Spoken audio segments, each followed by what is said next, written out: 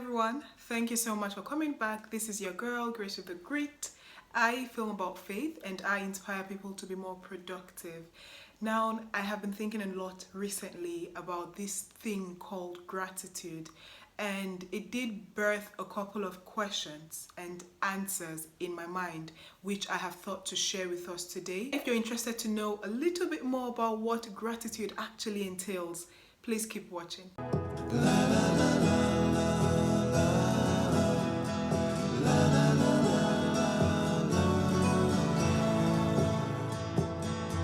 Really quickly, obviously, being grateful means to be thankful, right? It means to be able to, verbally actually appreciate the things we have around us, the things we have in our lives, the people equally we have around us and in our lives.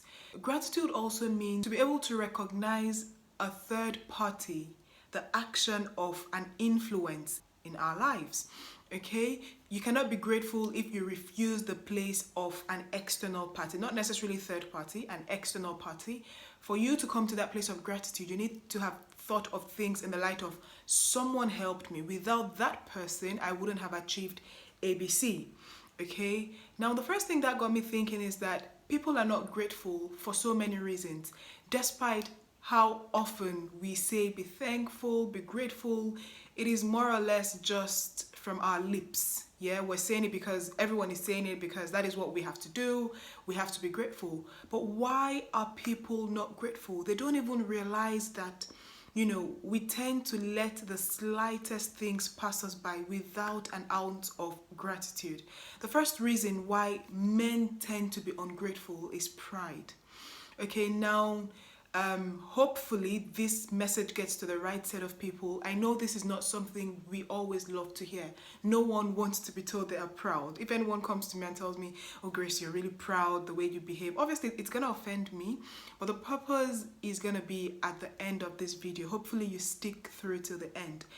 Pride is a subtle killer. Okay, pride takes away a lot from us. The funny thing about pride is that at times you do not even realize that you are at that position. Okay, you do not realize, you feel like things I have achieved were because I earned it, I worked for it. Even if he didn't come to my rescue, I would still have gotten there. I did not need A, I did not need B. That is pride. Now we need to be very, very careful. We need to be very cautious and be able to, sense when these little foxes come into our space, because it steals away the heart of gratitude. It steals away the mindset of gratitude. Obviously, the more you're grateful, the more you receive. That is just logic. It's just a principle of life. Okay, if you sow, you drip. There's no farmer out there who expects to harvest if he has not sown. Sow gratitude, you would reap even more and more blessings. Right, so that is the first reason, and I thought to share it. Are you proud, or do you feel you earned it? You woke up at night to study, you asked her out and you chased her really well. That is why today she's married to you. What do you feel came into your life because you earned it? What do you feel came into your life because it just had to? There is no such thing.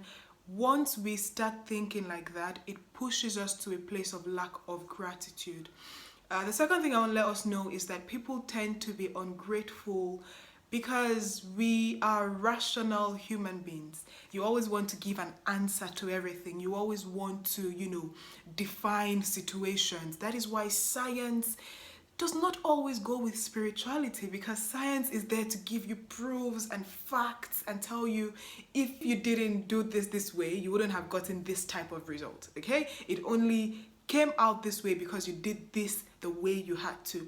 Now, obviously, we all know that spirituality is very different. Spirituality talks to us about faith, and faith is believing in something you've never seen. Right? Now, that is a difference. We have to get to that point where we are no longer rational human beings. Stop working by sight. Stop determining your life by the things you see. Stop determining your life by the things around you. Because things get completed spiritually before they happen physically. It's just like when someone sees that, when someone realizes they're under attack, maybe you're always falling sick, you're tending to fail your examinations, there's been a lot of attacks around you, and you're like, oh, this is such a bad season in my life, something is wrong. Well, that is just a manifestation of something that has happened in the spiritual realm. What you should be asking yourself is, where did I lose God?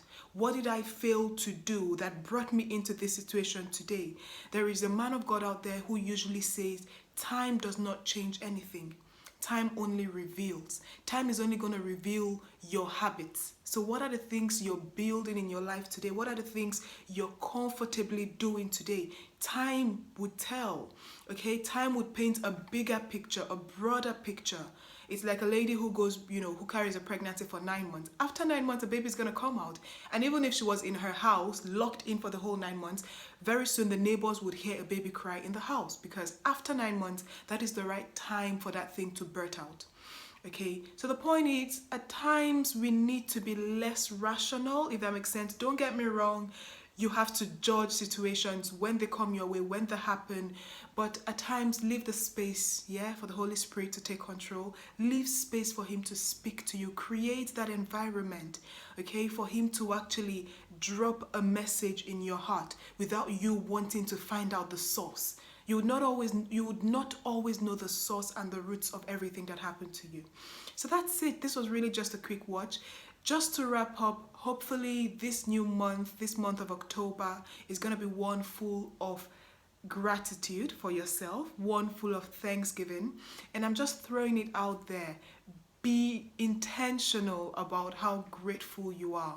Okay, be intentional. You may literally want to sit down every day and write down 5 reasons why you're grateful today. It may be the same reasons every day of the month, every 31 days in this month of October. It may be the same reasons over and over, but it pushes you to get your mind focused on the positive things in your life. Okay, because obviously, the less grateful you are, the more you are sorrowful. The less grateful you are, the more you focus on negativities around you. So you want to be more grateful. You want to be conscious and intentional about how grateful you are this month.